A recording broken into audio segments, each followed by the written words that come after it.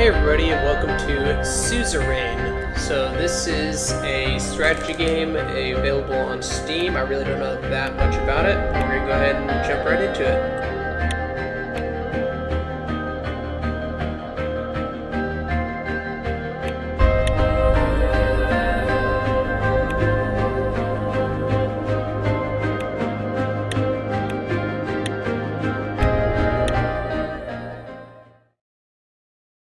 Okay.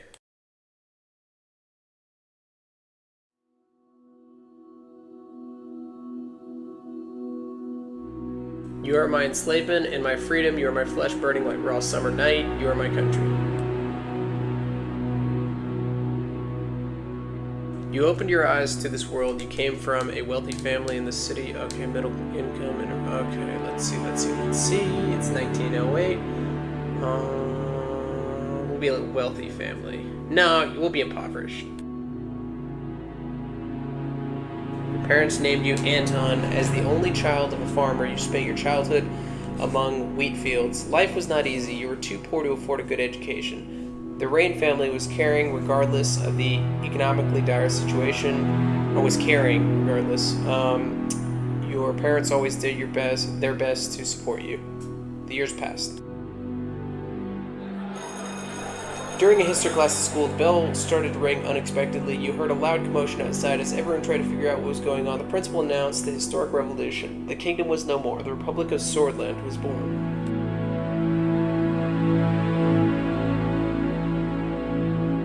Did not fully understand.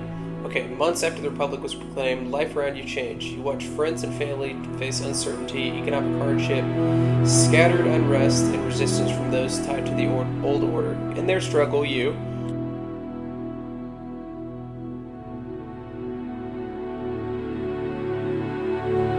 Let's choose the path of envy. After graduating, you passed the university exam with high marks. Even though your family was poor, the public education system made it possible to go to university. You had the opportunity to choose between several studies. You chose... Good, none of these are very good.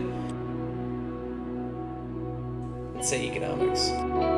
During the first year, you attended a lecture with David Whiskey. He was a well-known diplomat from the foreign ministry and son of the president. After observing the hall... That's always a red flag when people are related to, the president in important positions. But anyway, after observing the hall in silence, he explained why a market economy is the better option for Swordland. He argued for a system of prices for goods and services are determined by the open market.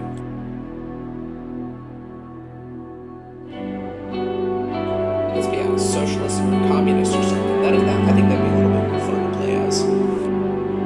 Soldiers entered the campus in the evening ahead of the first election. Many were in shock as the uniformed men created a security cordon and started arresting the teachers. A group of students started gathering in protest. Along with your best friend, Peter Vector, you decided to protest with the students. We'll have a Tiananmen Square type of thing going on.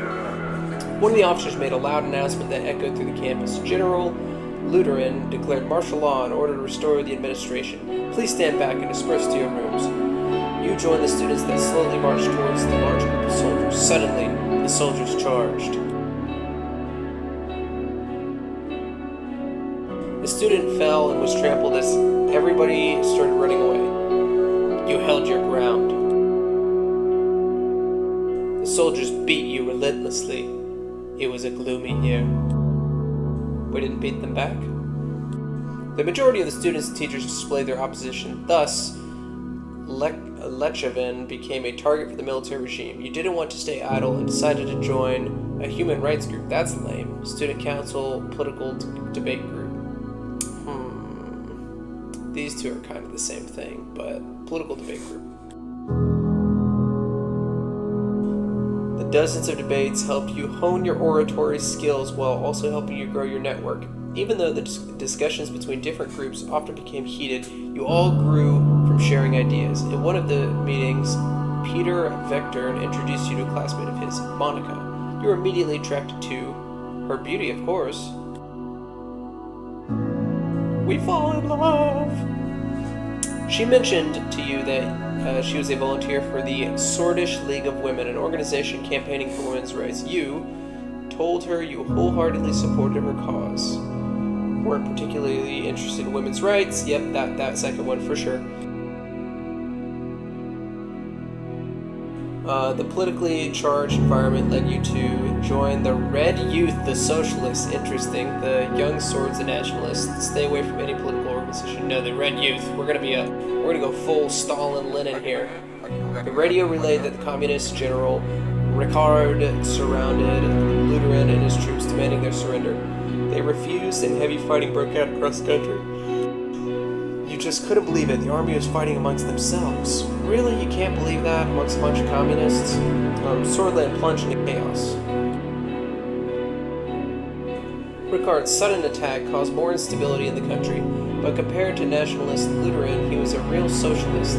This convinced you to participate in a support march. You were chanting freedom, equality, solidarity, workers of the world unite, bring down the nationalists. Probably the second one. I would assume a communist would be saying something like that.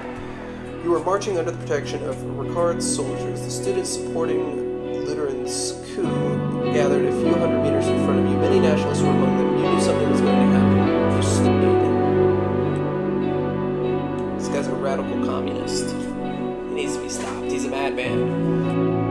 There was a massive clash between two sides. Soldiers began to beat the students. Tanks started rolling forward. Oh my goodness, it is Tiananmen Square. In this chaotic moment, you saw a young girl about to get run over by a tank. You ran to save her, you warned her. No, we cheered it on, you fool. She's a capitalist pig dog. You warned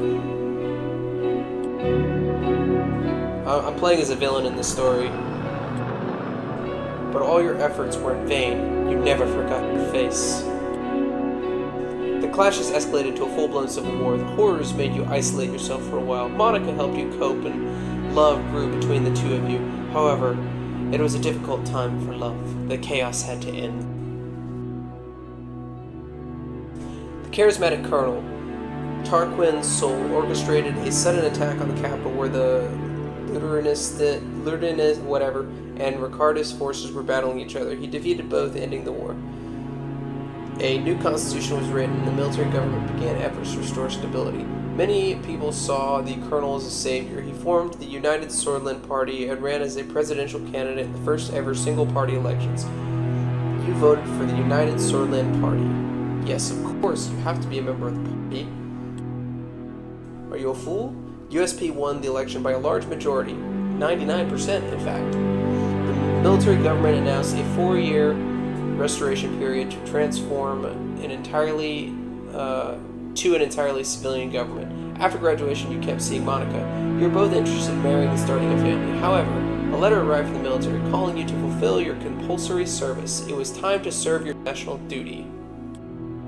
Oh my goodness, there's a lot of backstory to this game before you even start the game. Wow! This might be a whole episode of just reading and making comments. The devastating civil war from neighboring Wayland quickly turned into a proxy war between regional and world powers. The distinguished Major Iosif Lancia ordered you to lead your squad on a border patrol mission. It was a very cold winter night when you began marching out of Gumrin Outpost. You could see your breath. After several hours of marching through the snowy hills, distant noises were heard. Visibility was too low to confirm the source, so the squad crawled forward in formation. Crawling? Ugh, yikes. That doesn't sound fun. And found a spot to observe. A group of refugees had made it beyond the border fence, and you escorted them back, of course.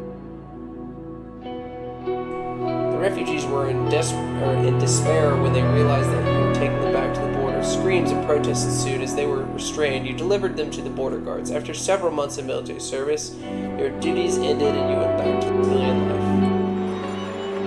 You and Monica decided to share your lives together. After receiving the blessing of her parents, a ceremony was held in Holsword.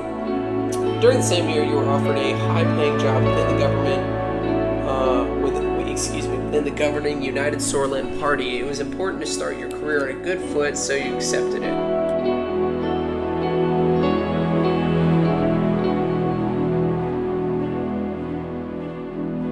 Yeah, let's make this guy kind of selfish and power hungry.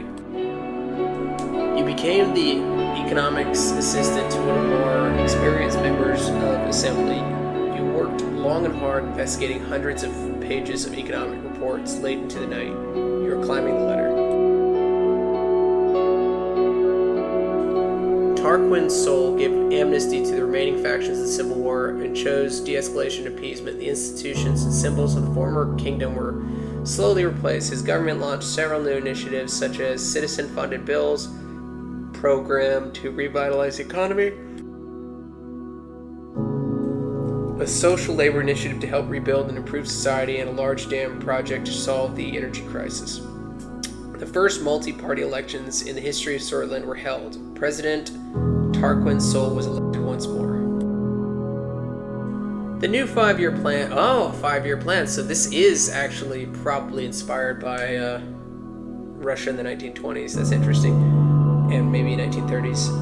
So the 5-year plan, subsequent financial work put you under a lot of pressure, but your significant contribution to the economic strategy triggered an invitation to meet President Tarquin's soul himself,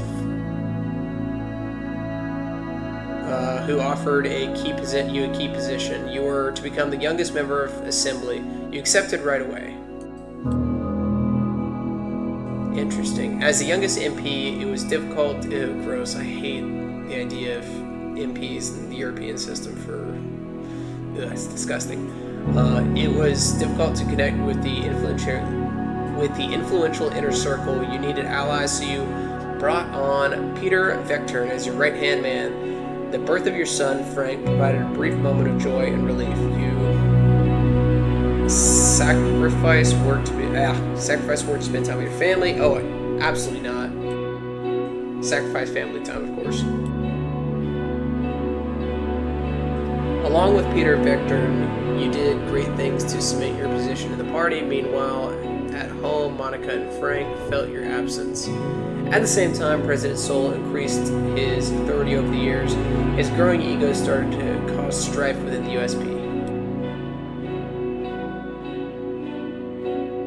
President Soul barely secured a majority in the election against the opposition leader. Over the next year, the Swordish people grew increasingly content with corruption and the worsening quality of life.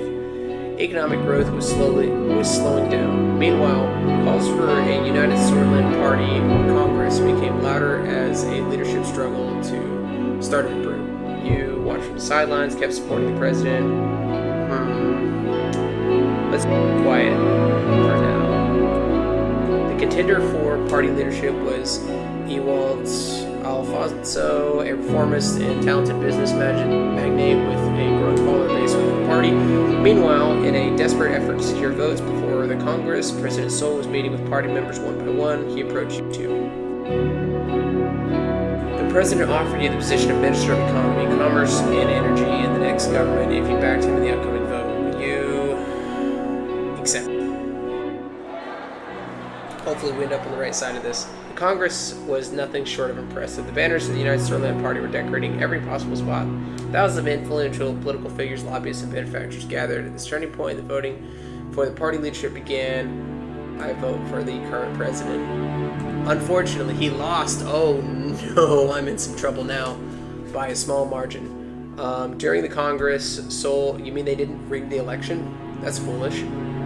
Soul announced that he would retire from politics at the end of his term and appointed Alfonso as vice president. The systems he had established were to stay much longer.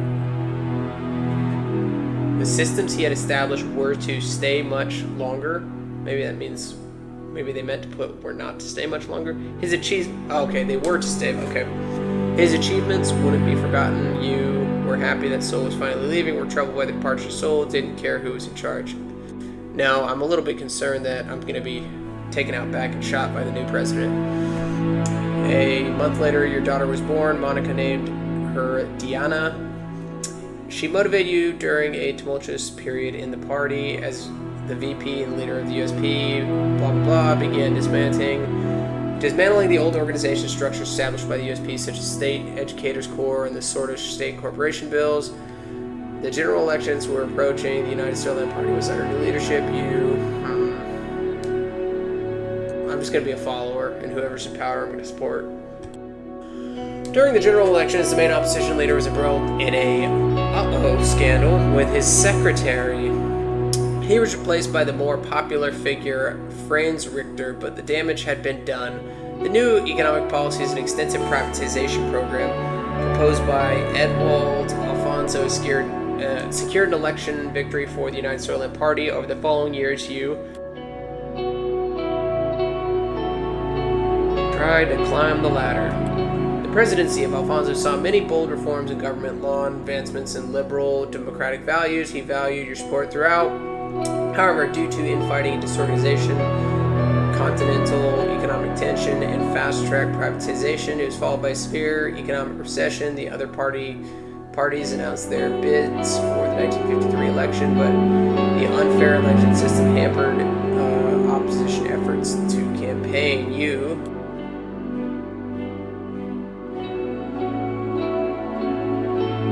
worried about my own personal reputation. With Peter's help, your presence at the USP grew. The two of you worked long nights together. He flipped opponents to your side. You became the face of a new wing of the party, step by step, with adequate planning. Your wing took over leadership as President Alfonso lost control of the country. The moment to make a move had come. You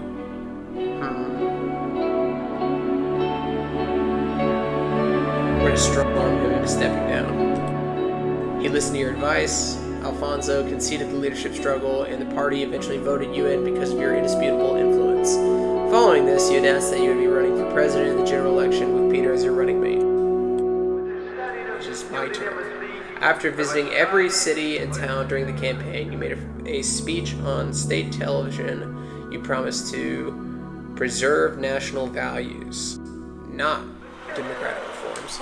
Great nation of Swordsland, due to our incompetent leadership, enemies both internal and external are influencing our glorious nation. Today, more than ever, we need to unite under one flag and protect our values.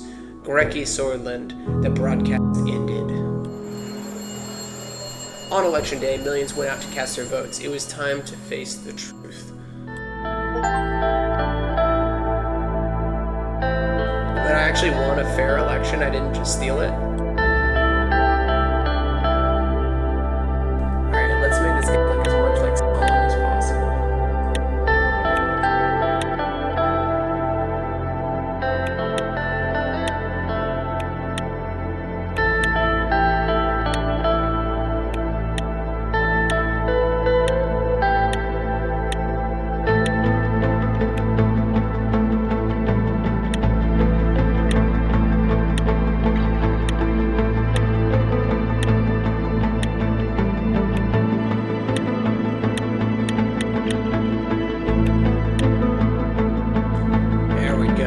Kinda, sorta like him.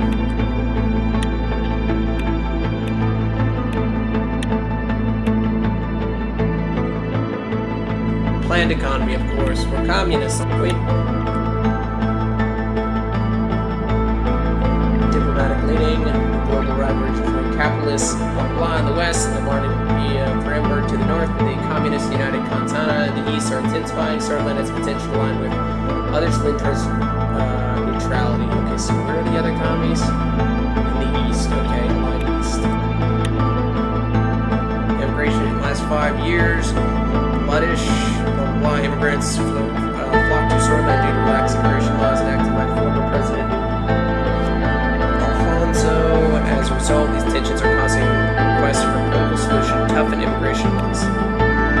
No, that would not be in line with our communist worldview of open borders and spreading communism. You once praised the public education system of the nation has suffered significant setbacks in the last decade. The lack of, okay, I don't care about education because as people become more educated, they become more capitalist. So, yes, we need to crack down on political enemies. So, law enforcement. Crackdown on dissent. 2 weeks had passed since we won the election. And now is about to be sworn as the 4th president of Swordsland. Thousands were watching the inauguration ceremony, cheering my name, Antoine Rain. The die was cast. And my story began. In the distance, the ruined palace stood on top of the famous Hill of Pride. I had no way of knowing what the future awaited me there. I looked at my family. My son and daughter, Frank and Diana, were both next to Monica. My wife, her eyes were glimmering with pride. Then I turned towards the key people who made it all possible. Of course, each individual was promised an important position in the government. Little do they know, they will slowly disappear one by one. I saw my previous rival and former presidents, Ewald, Alfonso, who gave me a slight nod, Turquoise, Saul, who was also invited, but as expected, he didn't leave his island retreat, and don't you worry, they will be soon erased from history. As my thoughts slowly faded away, the reality of the situation dawned on me. Marceau Hawker, the Chief Justice of the Supreme Court, was waiting for me. The time of the oath has come. Oh my goodness, is this going to make us... Oh my goodness, this is going to make us sit through this entire swearing in. It has indeed. Let's not be humble. Please repeat after me. I do solemnly swear. Dude, oh my goodness, it's going to make us sit through this whole thing.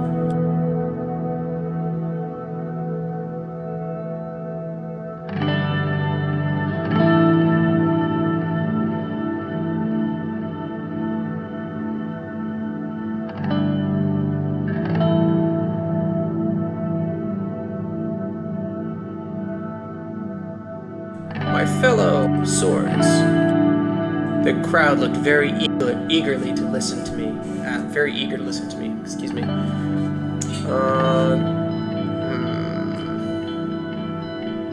Change and hope. That's right.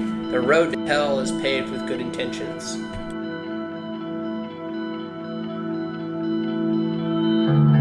The issues that plague us. We have crime in our streets, unemployment within the youth, and still have injustices in the government that plague us. I promise you that we will stop the recession and eliminate poverty. The future, this is all good stuff to put in a speech. Let's rewrite the Constitution immediately.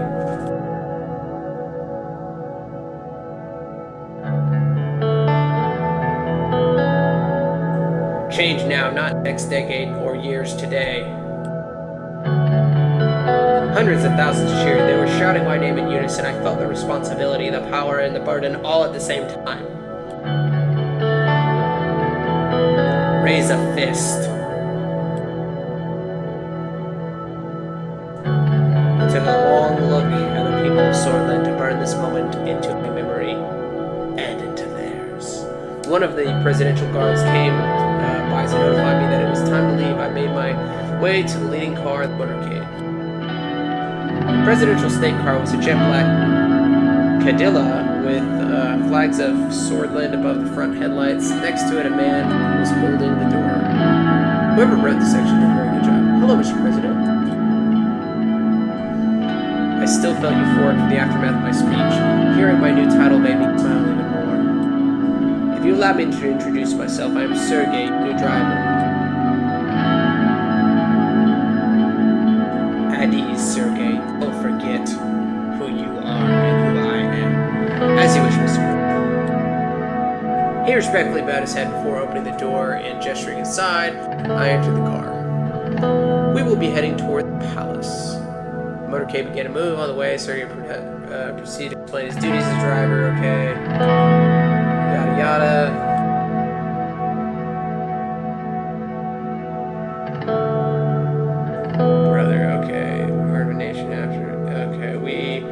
All owe great debt to the men who led the country. It's just a building, Sergei. No, it's being our nation. Cool.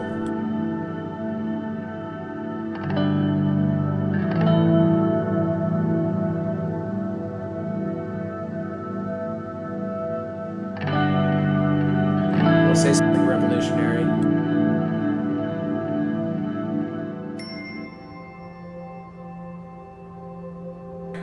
Oh my goodness. Alright, y'all. So that was just the intro. I guess I'll make a whole other episode where we actually start with the gameplay. Alright, until next time.